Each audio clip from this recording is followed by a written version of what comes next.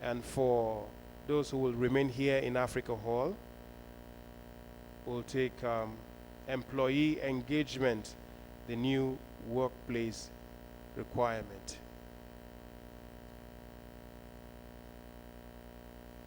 And to lead us in the executive, in the Africa Hall, for those of us who are here, I will want to believe that you're here for the employee engagement, the new workplace requirement. And to take us through that session will be Mrs. Amina Oyagbola. Please put your hands together. Once again, let's welcome our speaker for this session. How are we doing this morning? Are you engaged? Yes. Are you ready? Yes. Are you ready to go beyond? And I hope I'm going to try and make it as interactive as possible. Now, employee engagement, as we know, is very important. But when people just hear employee engagement, it's like a technical phrase. So we have to try and keep it simple and break it down.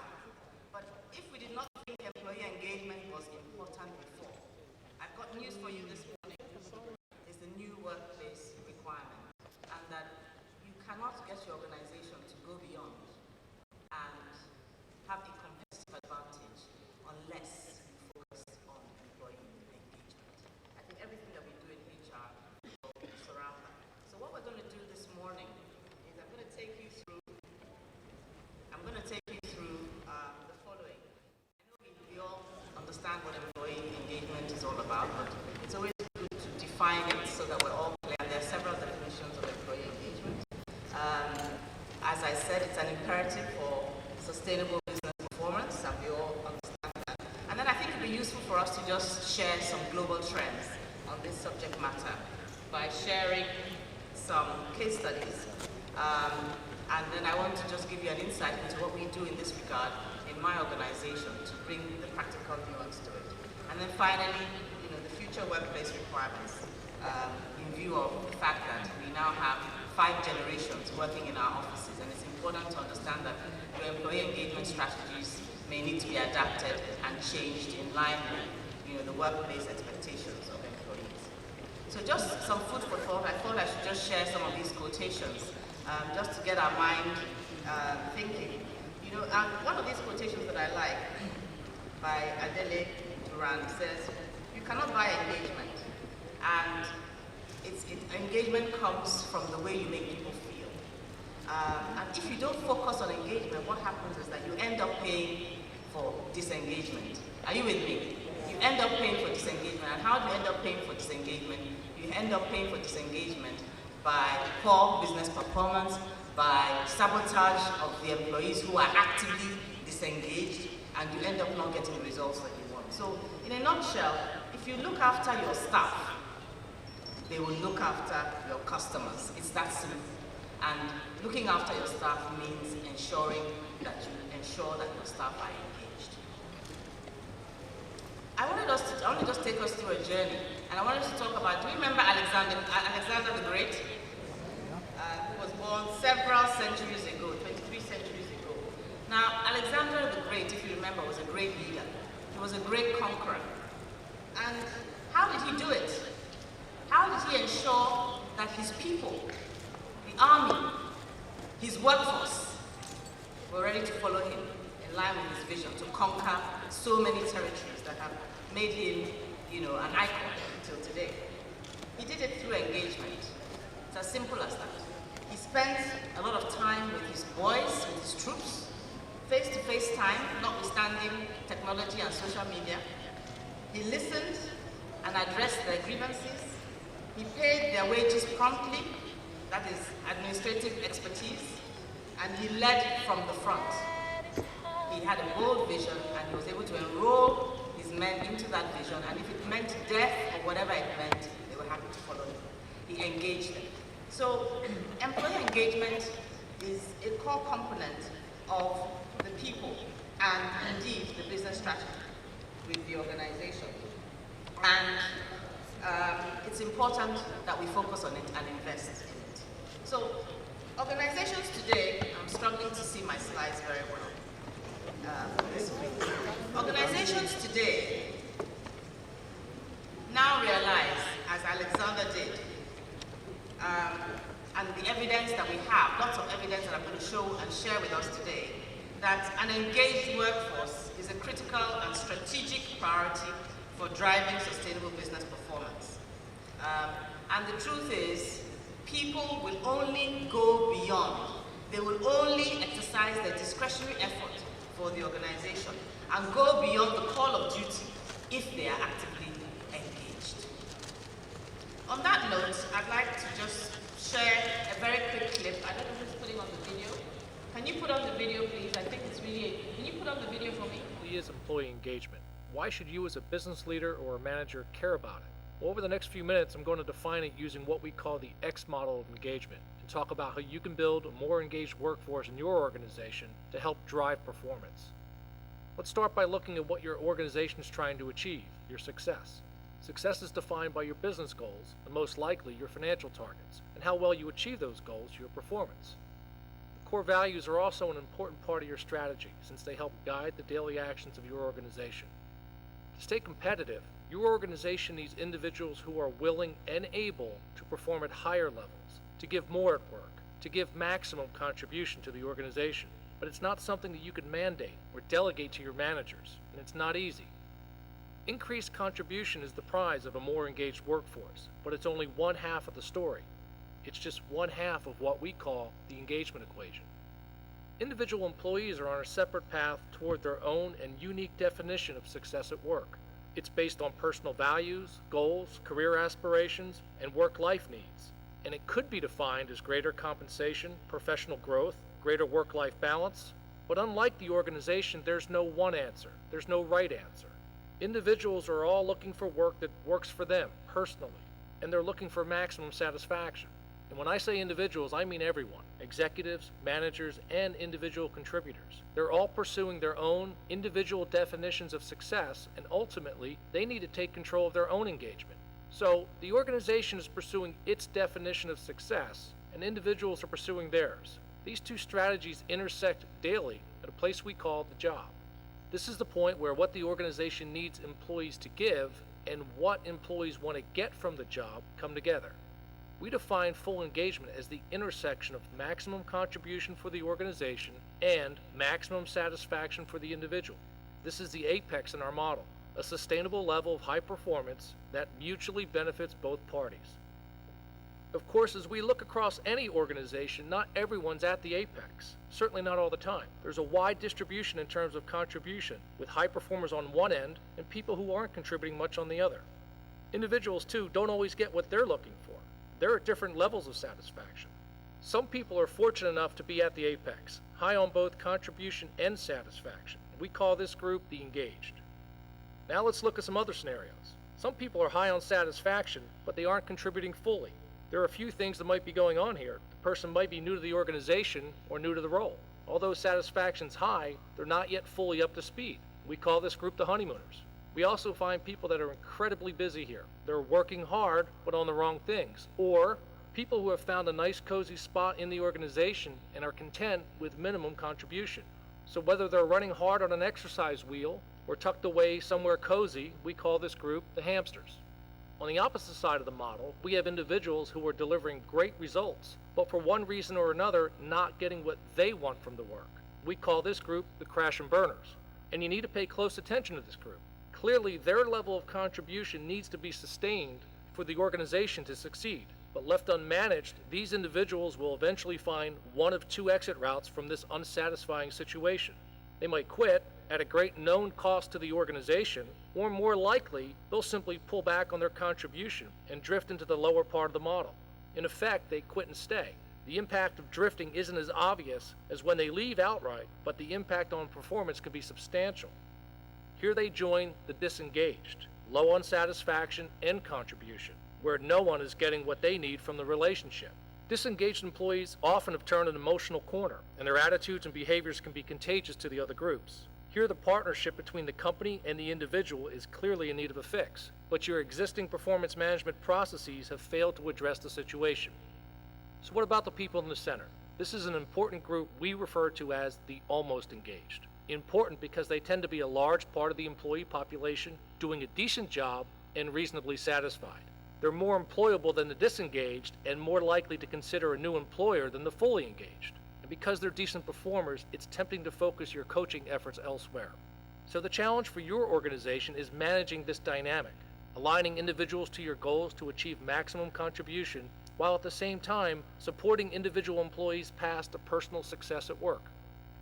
It's a challenge you can't solve with a survey and a few organization-wide initiatives, and it's not solely the job of the executives or the managers. To drive employee engagement, you must make it a daily priority. Creating a more engaged workforce is a shared responsibility. It requires a teamed approach, a partnership involving individuals, managers, and executives.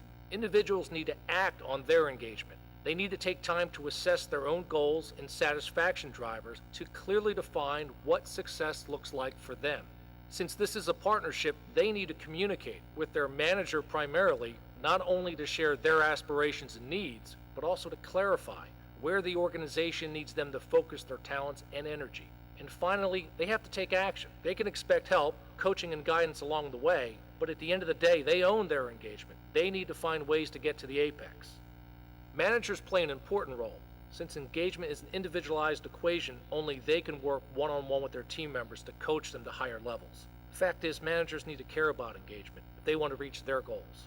They need to build solid coaching relationships with their team members. They need to coach for performance and for development. They need to align daily priorities, interests, and talents to the organization's goals. They need to recognize and show appreciation for discretionary effort and achievements that are in line with the strategy. And finally, they need to engage themselves and engage each individual on the team in dialogue about what matters most for the organization and for them. The best managers are able to directly connect the individual passions and proficiencies of their team to the organization's priorities. Okay, so what about the executives, the senior leaders? What is their role in this teamed approach? Clearly, they are also individuals and need to pay attention to their own engagement and the engagement of their direct reports. They need to model what they expect their managers to do with their teams. This is a great opportunity to lead by example. But beyond this, they have an important role in setting the tone, providing clarity around the goals and the strategy. Ultimately, they need to make their case for engagement. By this I mean they need to foster a sense of community within the organization. They have to be authentic in what they say and what they do. They must provide significance to the aims of the organization to really help employees find greater meaning in the work that they do and build excitement to move the organization forward. By making engagement a part of the company culture, making it a daily occurrence versus an event, and by addressing it as a team at the individual, manager, and executive levels, an organization can, over time, build a culture of engagement that drives performance, one in which each individual is achieving his or her ambitions and finding maximum satisfaction in their work, but also contributing more at work to drive the organization's success. And we need to make the case for engagement. And as we move on, bottom line is that starts from the tone of the leader.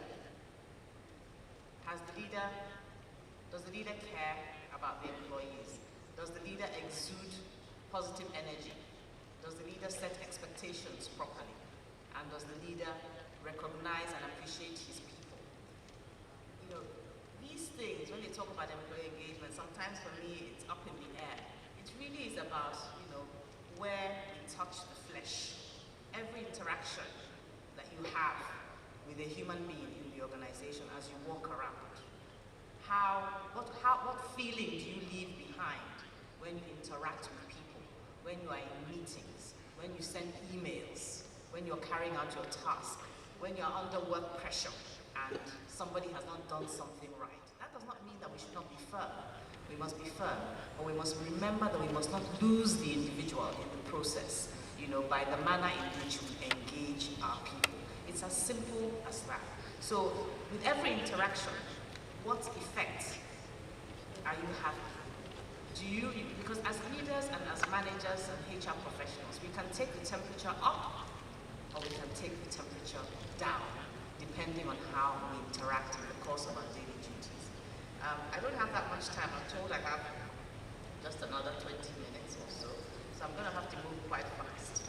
I also wanted to share this next slide with you, which essentially defines employee engagement as the extent to which the people are personally involved in the success of the business. And that means you must be personally invested in the success of the business. When you meet leaders or you meet employees who are personally invested in the organization, they speak passionately about the company. They speak as if they have shares in the company. They speak as if they own the company.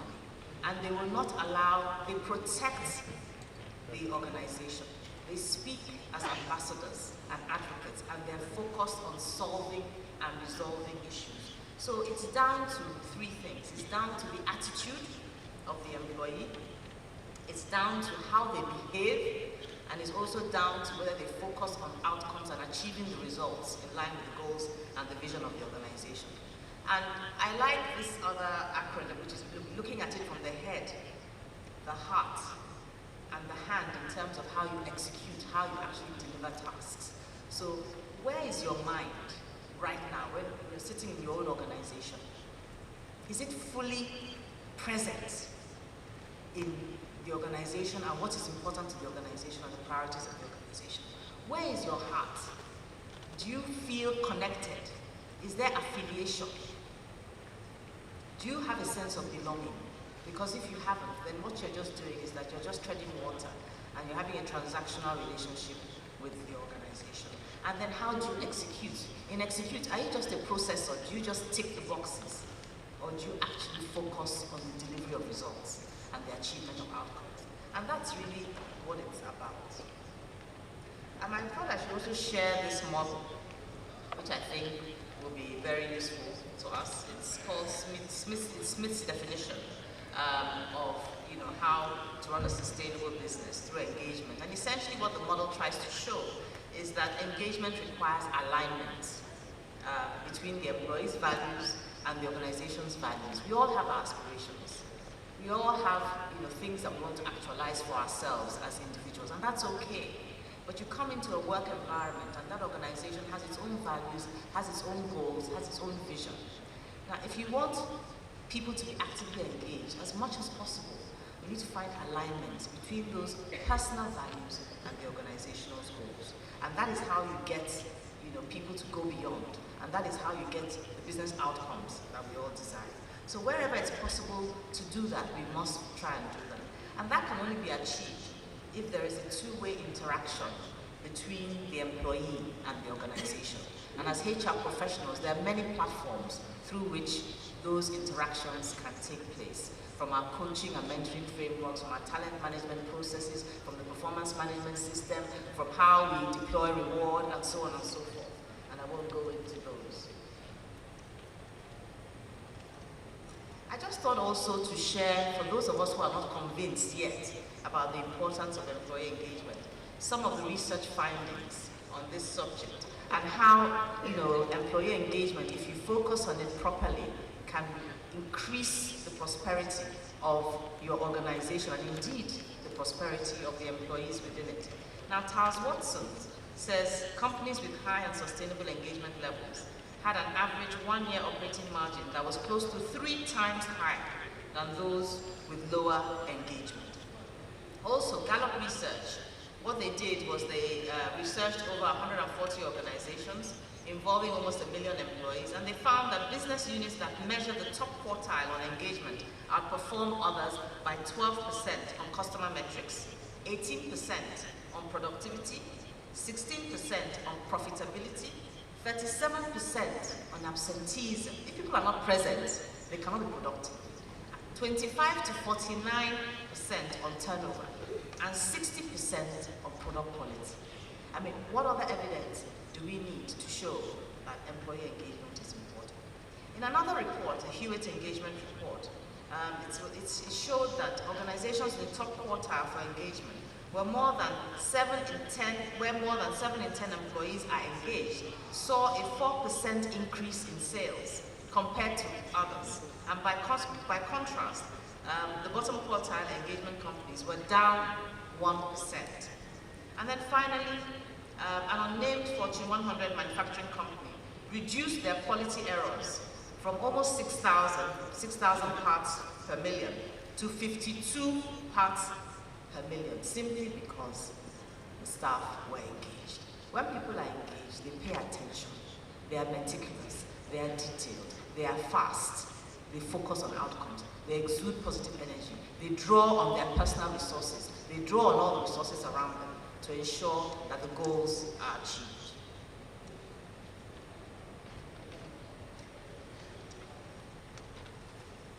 Employee engagement is an enabler for creating a great place to work. And from an employee's perspective, a great place to work is one in which there must be trust. You must trust the people you work for. You must have pride in what they do. And you must they must enjoy the people they work with, so they're happy to be in those teams.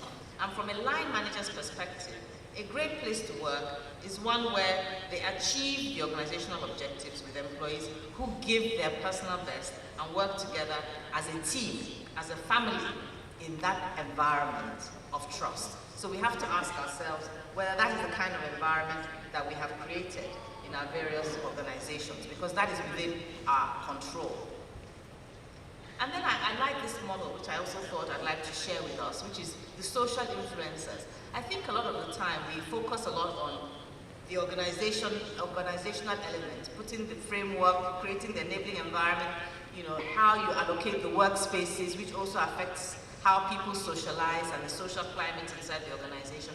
Well, the impact of organization is 41% in terms of the top driver of employee engagement. Now, what is interesting is that we know the importance of the line manager and the role the line manager and the supervisor has on how the employee feels and how the employee performs and how focused the employee is. But the social influence is only 23% in terms of it being the driver of engagement capital. Now, the area we tend to forget is the peer influence. And that constitutes 36% of the top driver of engagement capital. And I think it's really important, if we take nothing else away, to remember that how you treat my colleague is going to affect how I feel. If I've been working with this colleague for a very long time and I feel you have treated that colleague unfairly, in an inequitable manner, unjustly, you've been high-handed, it's going to affect my own engagement level, because I'll be thinking it might be me tomorrow. So how we do things within the teams, don't think that you can take somebody in isolation and treat them badly, it won't affect the others. So the average employee, it's important to remember, interacts with 42% of its co-workers in the business unit or department on a regular basis. So they'll be talking, they'll be exchanging notes, they'll be saying, do you know what the guy at the top said today? Do you know what he did today? And they'll be drawing negative energy or positive energy in terms of engagement from that. And in a business unit of 50 employees, check this out, 21 individuals in that business unit could substantially influence the employee's engagement level. So I think that is something that we need to bear in mind, and we tend to forget that because most of the time we're in offices and we're calling people in one at a time. Can you help me change this slide? We're calling people in one at a time. Can you help me change the slide? Yeah, thanks. And you know, we think that it's all private in the office between the two of us, and that's where it ends. Well, I've got news for us. It doesn't. There's what they call the contagion effect, and it's huge. It can pollute the whole environment, or it can infuse the whole environment with positive energy, which is what we want. So if you find the key influencers in your organization and engage them appropriately, they'll go out there and spread good news. And if you engage the influencers negatively, they'll go out there and pollute the environment for you. Also, in terms of engagement levers, I thought I should share this. You know, there are 3 levers of engagement. One is engagement itself, and that's about the attachment to the company and willingness to give that discretionary effort in line with the theme of this conference, which is going beyond the call of duty. The other is enablement. To what extent have we enabled our employees to be engaged and to contribute maximally? It's creating that local work environment that supports productivity and performance. And then finally, the whole issue of energy, positivity, you know, the individual physical, interpersonal, and emotional well-being at work. First, you must be well, you must be healthy, and then you need your leaders as managers. You know, a lot of the time I'm going to work, I'm not feeling that good, but by the time I enter the office, I pick myself up because I don't want to deflate my colleagues. So you must pick yourself up and exude that energy as a leader, especially for all of us in HR. It's very, very important. If we are low, because I mean, there are ups and downs for all of us as human beings. If the organization is going through tough times and you reinforce all the tough messages and negative messages, instead of reinforcing and making encouraging remarks, then you will affect the engagement levels and increase the anxiety levels of your staff. And then in line with that video, you know, this essentially is just trying to summarize what we saw there.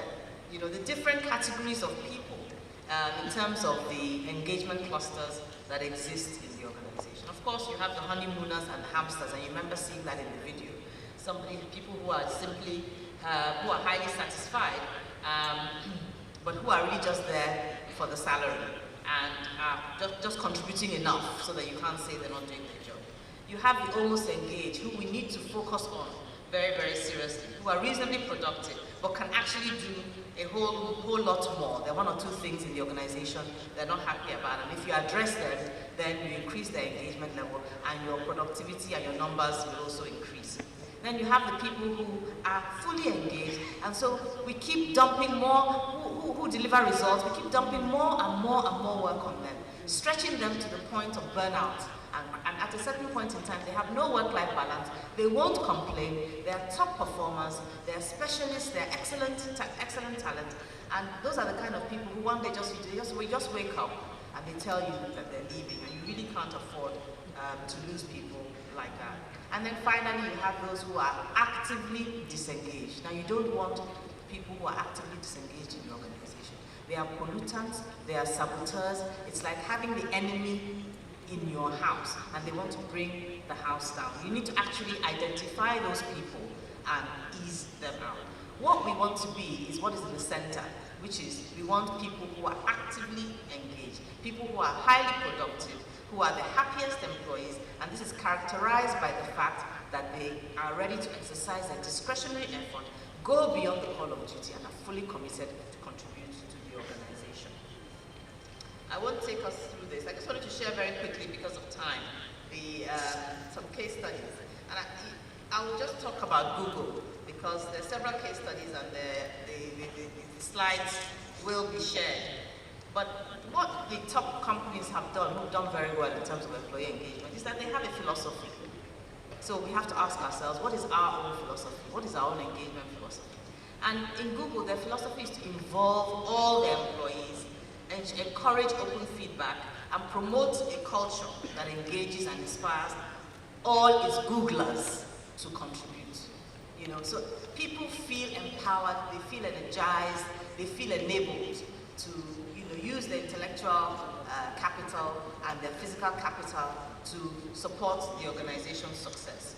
And they also have a strategy, and the strategy is to create a two-way dialogue on the most important issues on the people's minds and engage employees in solving them, not just raising them. So they don't want people who are just going to be critics, who are just going to be raising issues. They say to you, they've given you the ownership approach. Help us to solve the problem. So raise the issue, be constructive in your criticism, but be solution-oriented. And those are the kind of people that we want. And I'm sure we've all heard about Southwest Airlines. And it's another wonderful organization. If you're looking for a case study of an organization that knows how to have fun and deliver results. I just thought also to share quickly our own philosophy. And what we've tried to do in MTN is to try and create a culture of engagement.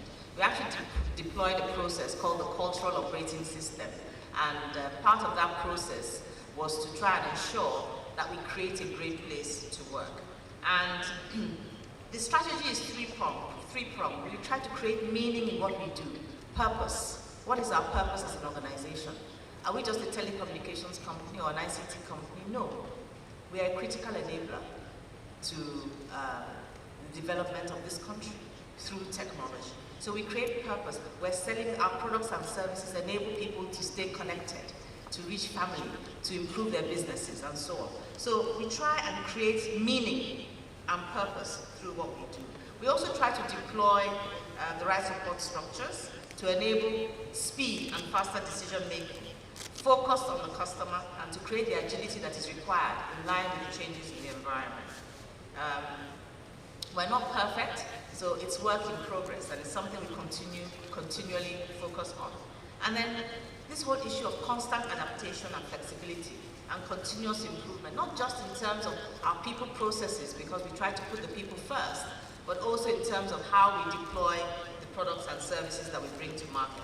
And the other important aspect is remembering that you must have measures. How do you define success? And how are you going to measure that you are actually going in the right direction?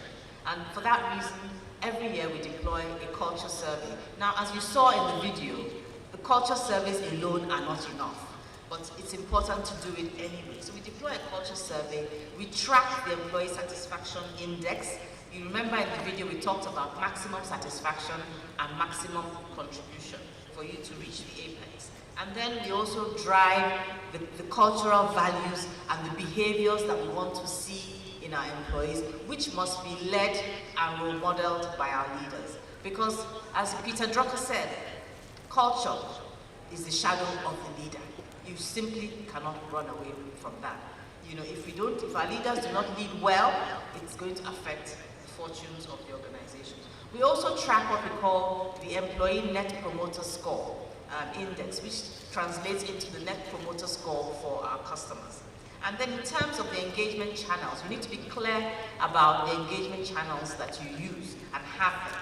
So regular communication every month from the CEO, with feedback channels for staff to raise issues, to respond to comments.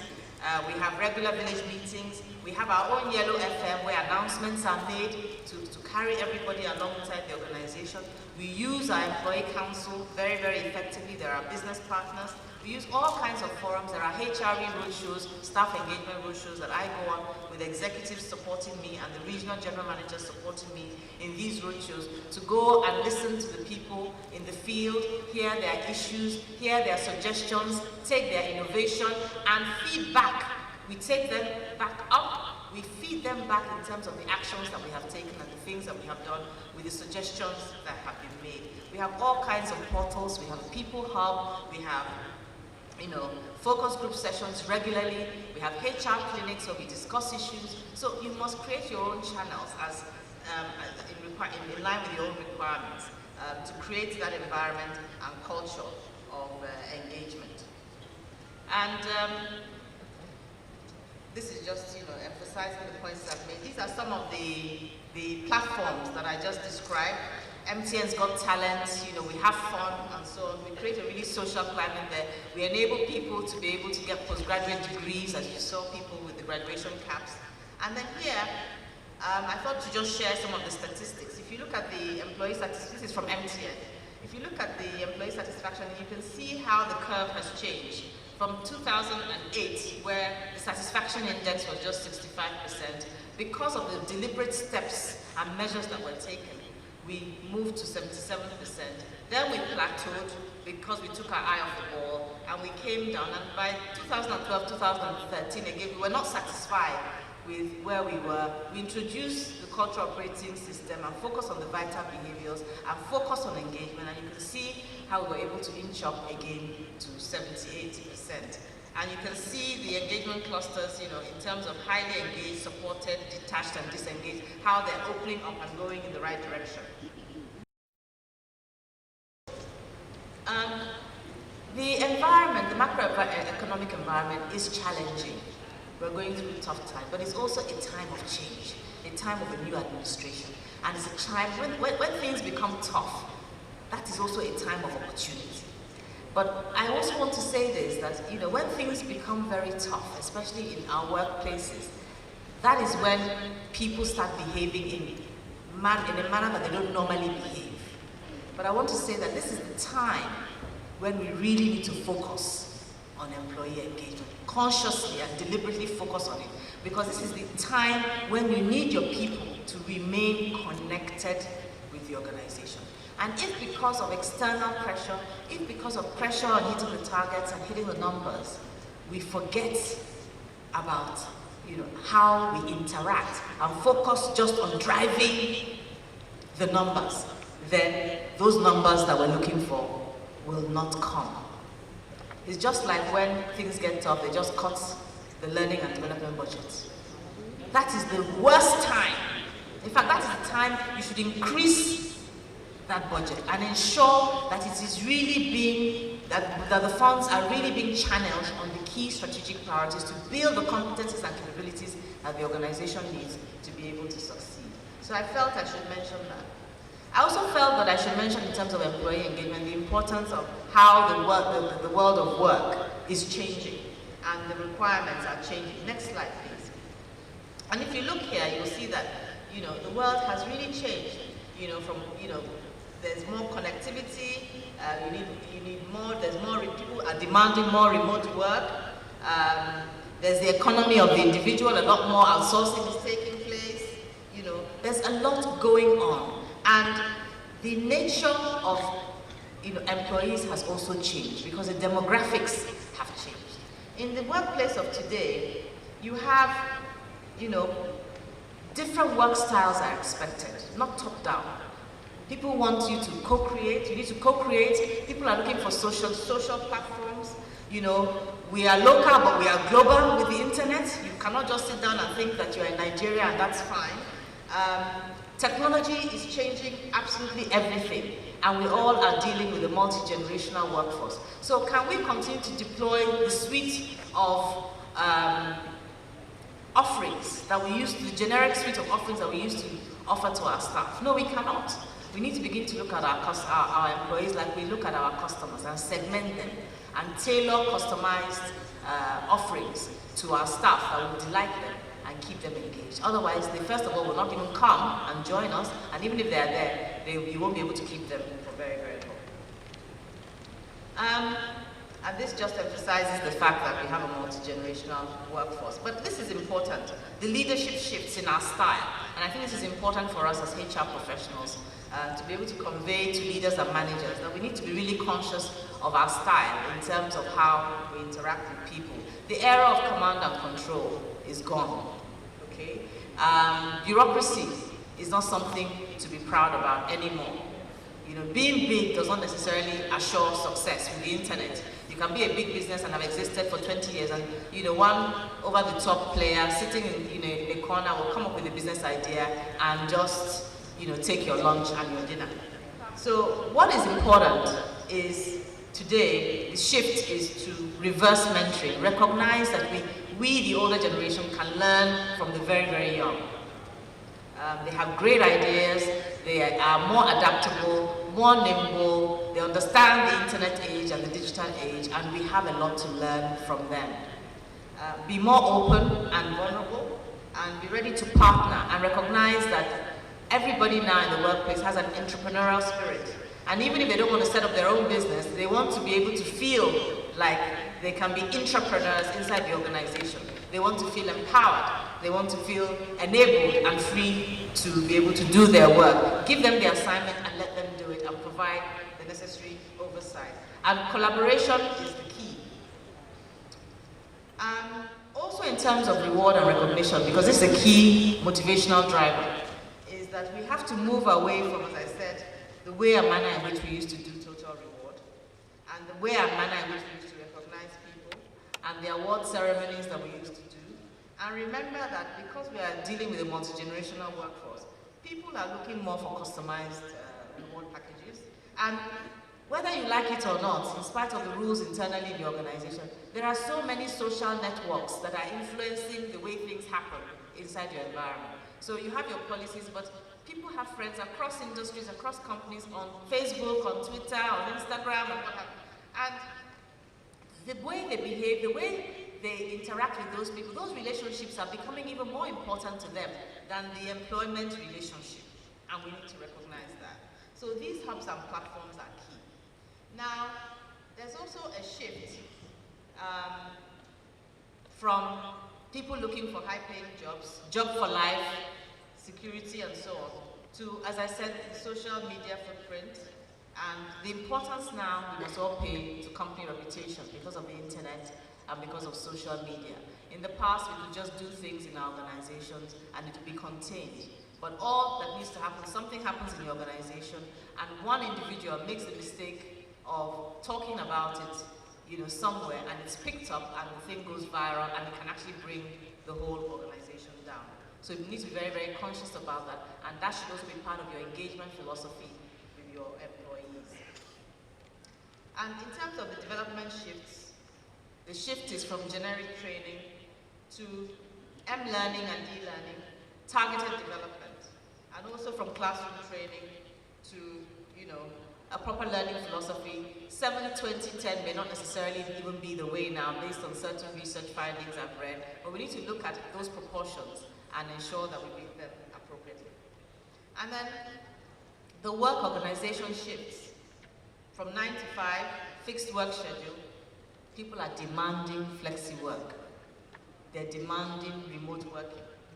And you cannot just be an organization focused on profits. We need to also be engaged as good corporate citizens and engage in CSR activities and the activities in our communities. And we've done a lot in that area in my organization in terms of what the M10 Foundation has done. But people want time off. They want to be able to volunteer. And it's beneficial ultimately to the organization when you allow people to volunteer their time to engage in community work. And that meets the personal aspiration and satisfaction level in terms of maximizing satisfaction, which speaks to engagement as well. And we have another program to do that, which we call the 21 Days of Yellow Care. There's no time left, so these are the capability requirements of today and the future. You need to be a capability planner as a HR professional. We need to be social connectors and influencers. We need to be talent scouts. We need to be a globally savvy team and forget that we're no longer a local team or local individuals working in our own environment because we're in an interconnected world. And then we need to be talent development agents and advocates. And those are, I believe, some of the skills we need as HR professionals today. So, employee engagement in tough times, for us to be able to go beyond. Let's give our people a voice. Let's rebuild trust. Let's create a positive and exciting future and paint that picture in the organization for our people so everybody has something to aim for and aspire towards. Let's create a change-able organization which is adaptable and has agility. And let's drive our organizational systems with integrity and with ethics. And if we can just close with this little video, it's 2 minutes. Do we have time? When we talk to managers about engagement, they always want to know, why bother with engagement? What's in it for the business? What's in it for me? We tell them it's quite simple. When employees are engaged, they perform better and your business grows. When people are engaged with their work, they're more likely to work hard, get better at their jobs, and stay with you for years and years. Not just stop by for a few months, then take their talents elsewhere. Thank you very much. Research indicates that engaged employees are 87% less likely to leave than disengaged. Engaged people come to work and do their job every day of the week with a smile on their face, not call in sick every rainy Monday. Recent findings show that engaged employees take an average of 2.69 sick days a year, compared with 6.19 days for disengaged employees. Engaged people treat their customers like royalty and tell them how great your organisation is. Not just say the things they're paid to say. Engaged people help your business to grow and grow because they share your goals and they're rewarded for caring. And how do we know? Because we've seen the proof in about 100 different organisations. Some managers spend so much time staring at numbers, they forget about their people. Some managers love talking to their people, but they forget about the business. The really clever organisations try to get a balance between the two. We find that organisations where managers talk to their people, listen to their people, reward their people for a job done well, give their people opportunities to learn, and keep their people focused on their goals, tend to succeed and grow faster than the competition, and keep on growing for years to come. We know that engagement drives performance for individuals, teams, and organisations. Contact us to find out how to engage your people. People are the power behind every business. So enable, energize, and empower your people. Deploy the right engagement practices, and your employees will certainly go beyond to deliver superior business results. Thank you.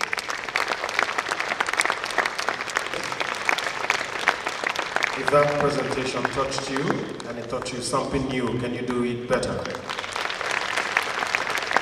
We'll take questions. Already some of the questions are coming in. We told you yesterday that you can write them out and pass to the ushers. The ushers are going around to collect them. We'll start with the ones that are already here and then we'll take the others as we move on.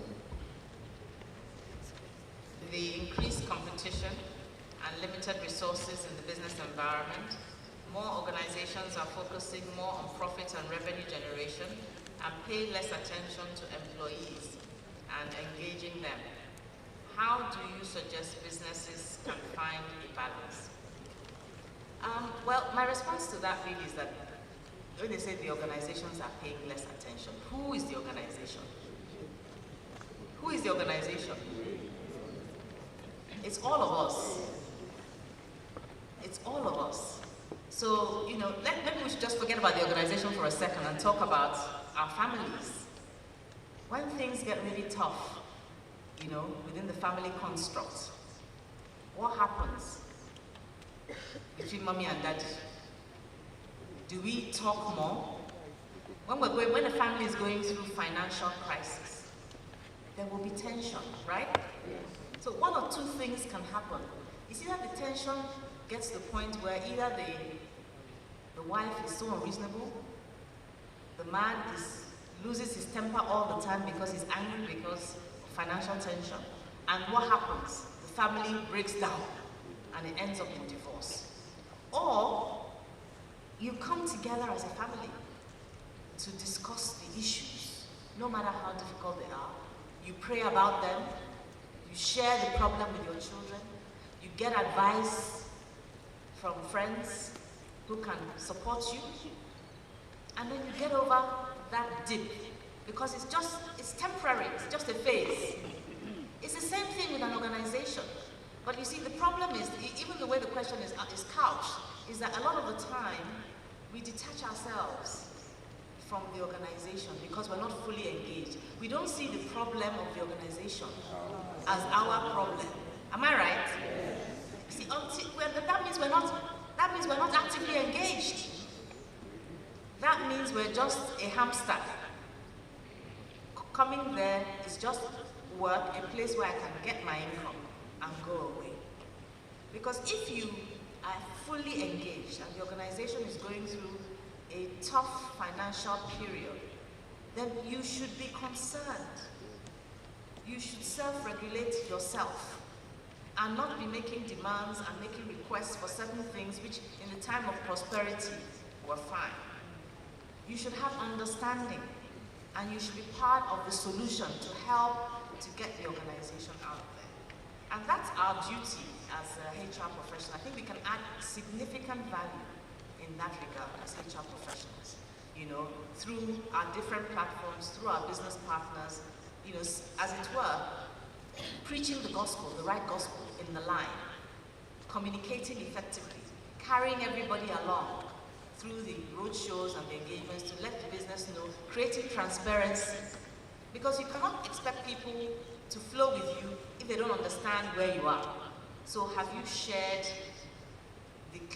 with clarity what the financials of the business is? Do people understand why things are challenging and why you're going through difficulty? Have we created platforms where people can contribute innovative ideas to help to solve those problems? Because the problem in any organization resides, the solution to any problem in an organization resides within the employees in that organization. I'm convinced of that, and it's been proven. So I don't know if that answers the question. That really is the way I would like to respond to that. The other question that I've had is from someone in the audience. Can you share a few tips that HR business partners can use to build engagement with virtual teams? And that's a very good question, because the truth is that there's nothing like face-to-face engagement. But the truth also is that with technology, if we are digitally savvy, you can do a lot with technology. So apart from video conferencing facilities, there are now what we call telepresence. Have you heard of telepresence facilities where you can actually see the person? It's almost like live on the screen.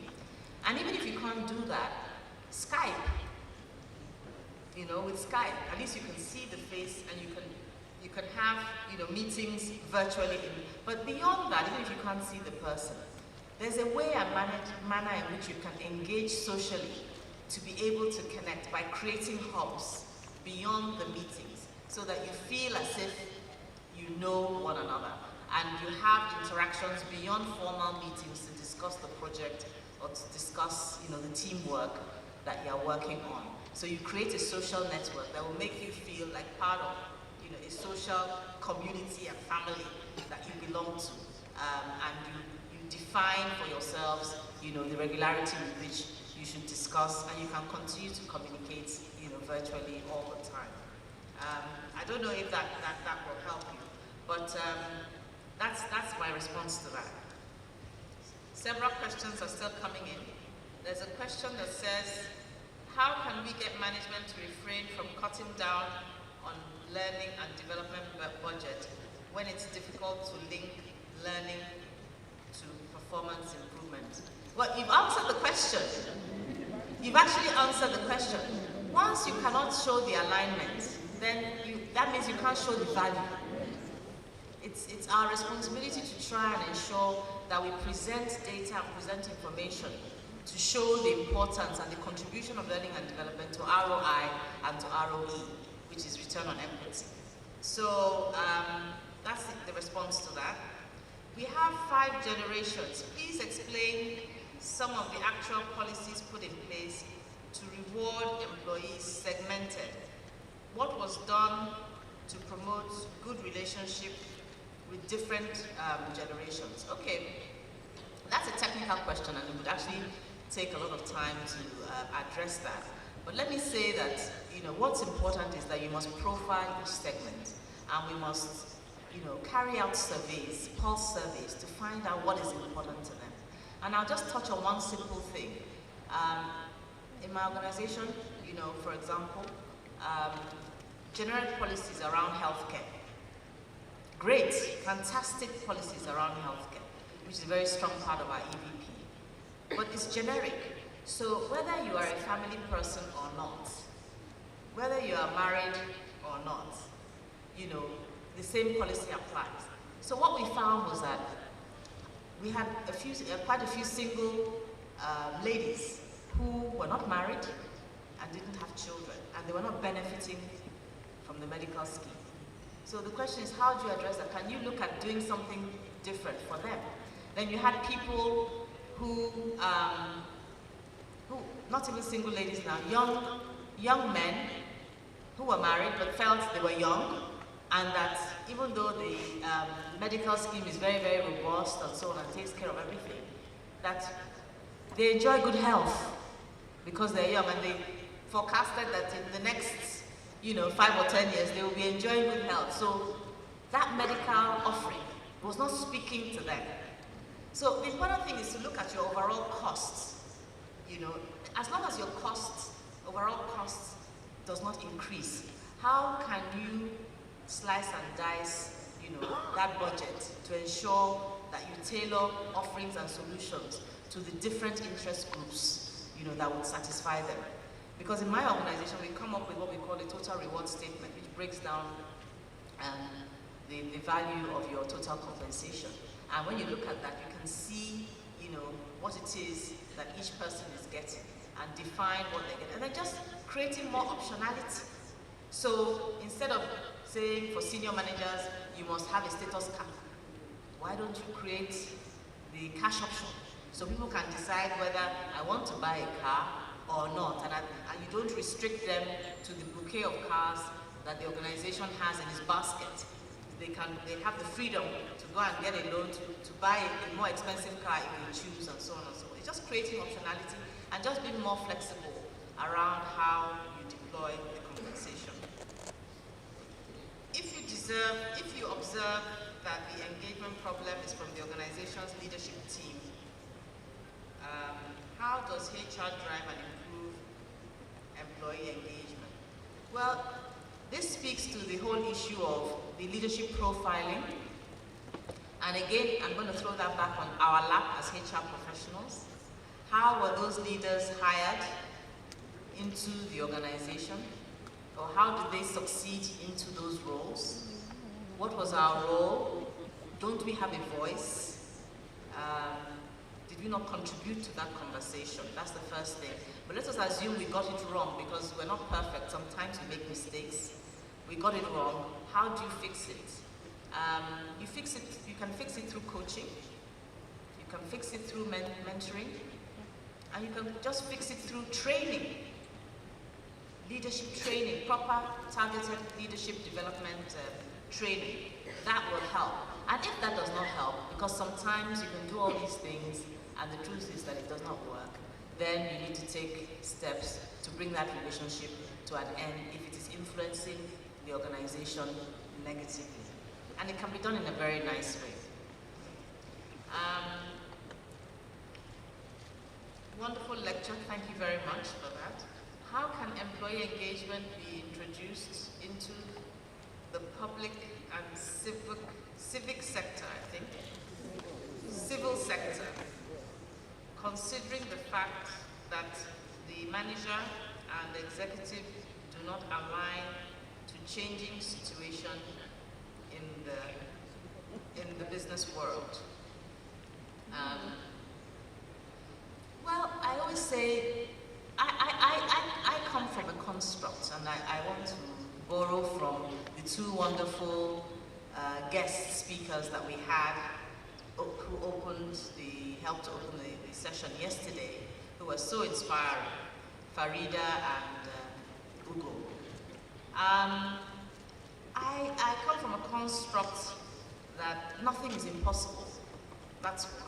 And I also come from a construct that I don't expect people to change things for me. I want to be the change that I want to see. Because at the end of the day, all the changes that you've seen in the world were initiated by a person. They were initiated by an individual. So if you are in a space where you think things are not working, then take steps, whatever steps you think you can, within the limits of your own resources and capabilities, to initiate that change. Everybody is looking for change, but a lot of the time people don't know how.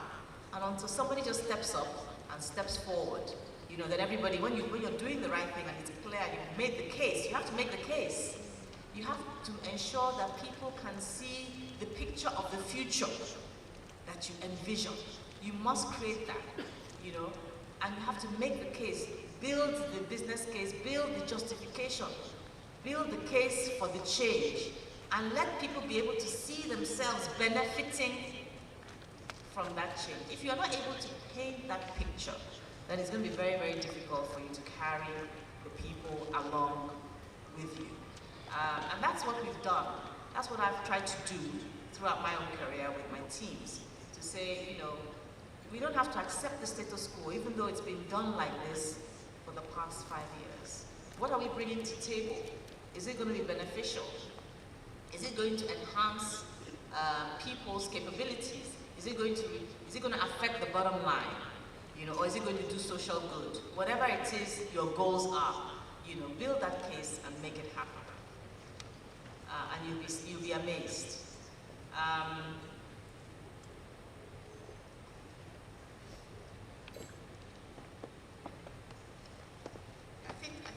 My goodness, there's some more. I thought I was done. A lot of questions, thank you. It means you were listening and engaged, which is great. What tools can we use to profile employees across the engagement clusters? Well, there are lots of tools, and we'll be happy to share them. I'm here with members of my team. In fact, one of my colleagues, Ian Osazua, who is responsible for, you know, with other members of the team for engagement, is actually here. So I'm happy to share all of those tools with you, and we can, you know, give the information to CIPM as well. We reference many, some handwriting, maybe it's my glasses, but this is very artistic handwriting. We reference many, I think, articles from outside Nigeria. How can we in Nigeria become research, adopt, and have our own figures standing side by side with Hewitt's, Gallup, McKinsey, to help local businesses, both globally and locally? How do you think CIPM can fill this gap constructively, or even your company? Well, I think CIPM is the platform, and I think they're already doing a lot of work in that respect, and I think we should all support them as best as we can. We also have a lot of our own research consulting firms here doing great stuff, and I don't need to publicize them. I think we know them. So, but I think CIPM, you know, is well on the way in that regard, and I know that very, very soon you'll be hearing a lot, and I'm sure that there's already within CIPM a lot we can draw on if we approach them in that regard. And it's for us also in our various organizations to support the research work, I think, that CIPM would want to take on board, which will be beneficial to all of us. How will government-owned businesses be reformed to engage its staff? Well, we're now in a change administration, are we not? We need to all engage with that change effort to transform, you know, the public sector, to transform business in line with our own desires. What we all desire is that we want this nation to take its pride of place, you know, amongst the Committee of Nations. Nigeria is the most populous black country in the world, and is the biggest in Africa. And we're now at the point in time where Africa is rising. So and we have a new leader whose heart is in the right place, I think we should just engage with that process, support where we can.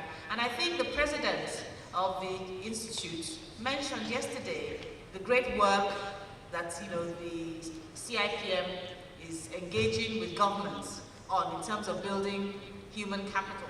And that is the way to go. That's the first step. So I think we're already well on the way in that regard. Slashing of salary. How would HR practitioners advise management, even as we all know that times are hard? Then what is the modalities for slashing salaries? Okay, now this is an interesting question. It's a very difficult question. I don't think there's any individual who has gotten accustomed to a certain lifestyle who wants that lifestyle to be changed. Am I right? So if I've been earning 100 naira for 4 years, and then you wake up one morning and come and tell me that I should earn 90 naira, am I going to be happy about it? Very unlikely. But if I've been earning 100 naira for 5 years, and I'm working in an environment that has been treating me with respect, has been authentic, has been transparent, has been equitable, and they get into difficulty because of the challenging external environment. And the leadership comes forward and engages all of us and says, you know what, things are really difficult. We're struggling to pay salaries. Now, would I prefer that they tell me that they cannot keep me anymore? Or would I prefer for them to say to me, things are very difficult at the moment. We simply cannot sustain the remuneration we've been paying in the past. We need to bring it down by X%. Which would you choose? Which would we choose? So that is really the thing. So it's all down to how we engage people, how we carry them along. I believe that people are intrinsically good. I come from that construct. But everything depends on how you treat me, how you communicate with me. Do you treat me with respect? Do you engage me as an adult? Or do you treat me like I'm an idiot? Treat me like I'm not important? You treat me with discourtesy? If you treat me with respect and you treat me as an adult, you should be able to have an honest conversation with me about the situation. And I think most people would understand. I've been in an organization before where we ran into difficulty many, many years ago in my career. And the leadership, we didn't even ask staff, we didn't cut staff side, but the leadership, the management team itself, surcharged itself and decided to take a 20% cut in salary. Just to signal to everybody that things are really, really hard. And you know what? It turned the organization around. And when we prospered again, everybody started getting bonuses and so on. So when the going gets tough, we must also adjust. And we must not expect those extra benefits. If we take those little things away, people shouldn't get upset about it.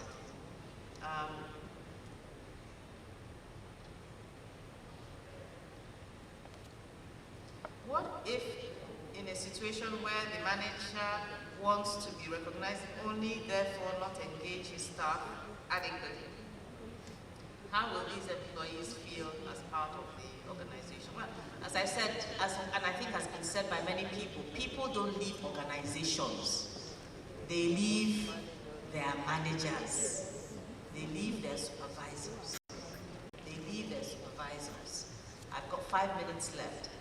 They leave their supervisors. So these are the people that they see every day. You see me coming to work, my eyes are red. I'm an employee, and I walk into my supervisor's office, and my eyes are red. I'm not my normal self. And all the supervisor is immediately talking about is, where is that deliverable? Doesn't even spend 1 minute to say, are you okay? What happened? It's those little things. They call them little big things. It's not what you do, it's how you make people feel that counts. So that's the answer to that. As regards the disengaged Are they supposed to be discarded? Is their case so hopeless that they cannot be salvaged? Is there a solution? I would say if people are disengaged and there's a reason for their disengagement, no, they should not be discarded. We should try and identify why they're disengaged and put action plans in place to convert them, to make them actively engaged. But if somebody is what I call actively disengaged, that person is no longer interested in the organization. That person is polluting the environment and influencing his peers or her peers negatively. That person is in fact working against the company. It's like having the competitor in your house who is giving information out to the competitor and actually wants things to spoil. If we identify people like that, you really don't want them in your organization and you should take steps to get them out. And research shows that they constitute about 15% of the workforce globally. And I think my time is up. So unfortunately, I haven't been able to take all the questions. Before they carry me from the stage, I want to say a very, very big thank you to all of you for listening.